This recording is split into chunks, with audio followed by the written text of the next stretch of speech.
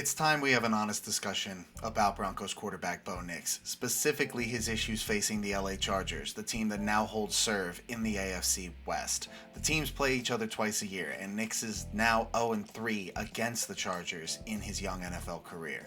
In his rookie season, the game plans were designed to protect Nix, to keep him from making mistakes. But in week 3 of this season, head coach Sean Payton opened up the playbook more, and Nix couldn't capitalize. So where do they go from here?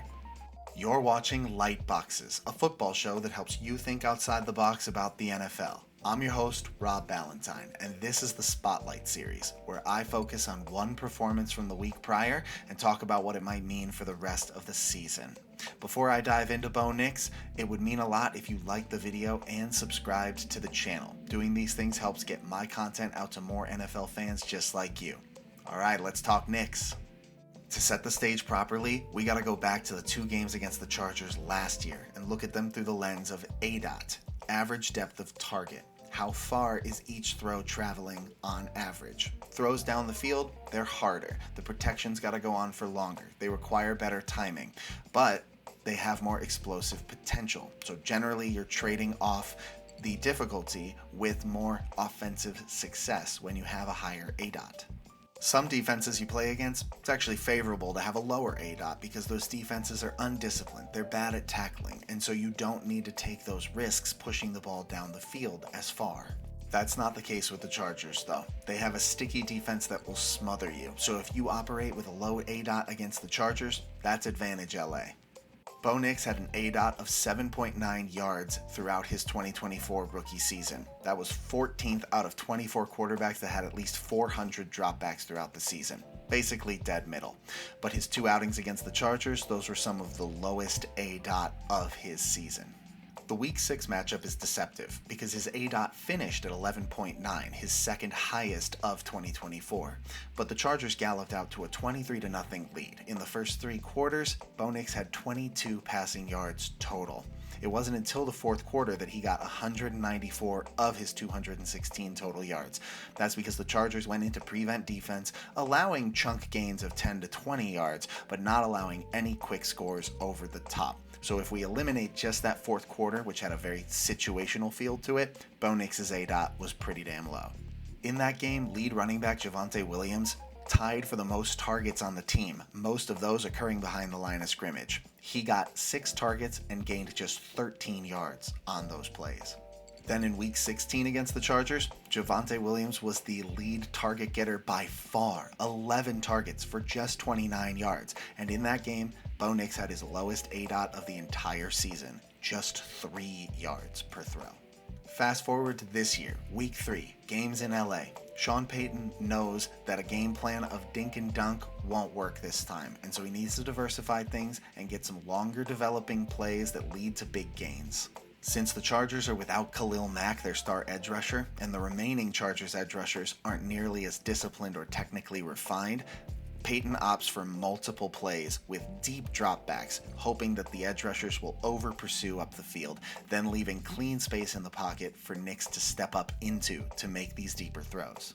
Because of this game plan, Nix will end up with an ADOT of 10.4 yards, easily the highest this season and one of his highest marks of his career. But Nix didn't connect on enough of these throws, and that stems from the way he climbs the pocket. So often he's sprinting forward away from the pass rushers that went too far upfield, instead of just calmly stepping up into that voided space. Because of this, he sacrifices his position as a thrower while he's sprinting forward. He has to reset his throwing platform, and then he's late to the route. This leads to accuracy issues or allowing DBs to catch back up and close the windows. Late in the first quarter, 3rd and 12 around midfield, Nix takes the shotgun snap and still takes a 7-step drop off of that. That's absurd depth, but it's what the play is designed for, because the only downfield routes are 2 comebacks, Courtland Sutton on the left, Marvin Mims on the right, each of them running about 14 yards, then turning back towards the sticks. The way the play is designed, Nix isn't going to be able to read both. He's got to choose one, and he chooses Sutton, rightfully so. But when he steps up into the pocket to deliver to Sutton, he's running forward and leans into the throw, which causes him to be a little late, and the DB catches up and breaks up the ball. It wasn't a perfectly accurate throw anyway. Now, Sutton could have run a little more sharply in, but still, that could be a much simpler connection if Bo Nix calmly steps forward into the pocket instead of sprinting forward. Early second quarter, 1st and 10 deep in their own territory. Similar play with Sutton running a comeback to the sticks. Bo Nix takes the drop, this time from under center play action. Then he frantically climbs back up the pocket and is a little late with the throw. This time they complete it because Sutton did take his route a little more sharply in, and the DB, Tarib Still, is clearly playing the deep ball and allows that cushion. But if the cushion isn't allowed there, there's a chance that that's another incompletion due to his footwork. Contrast this with a 3rd and 5 later on the same drive. Bo Nix takes a simple 3-step drop back, doesn't frantically sprint forward in the pocket, starts his windup before Courtland Sutton has made his break to the inside, then delivers a strike 19 yards over the outstretched arm of linebacker Dayon Henley. This was an easy completion because the footwork was simple. Bo Nix didn't make it more complicated than it needed to be. Simply put, Nix is capable of making these throws down the field, of increasing his ADOT when things are made calm and easy for him. He's not the only quarterback where that's an issue, especially early on in their career, but a lot of people like to paint Nix as unable to deliver on these throws, and that simply isn't true. It's just he needs to have a calm base underneath him in the pocket. The story coming into the game was the Broncos trying to increase Nix's ADOT, but the story of the game was Nix missing open deep throws by just this much, by less than a yard most of the time. Because the shots were there, they were schemed open, like the flea flicker on a 3rd and 19.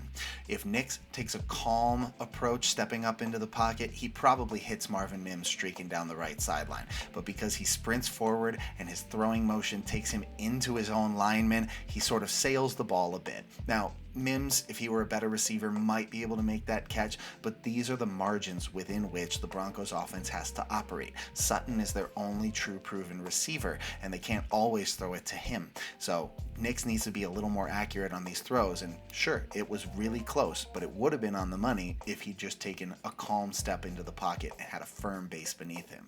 It's not like Sean Payton is unaware of these issues. He's been coaching Nix for a year and a half, and he's game planned around these issues for his entire rookie year.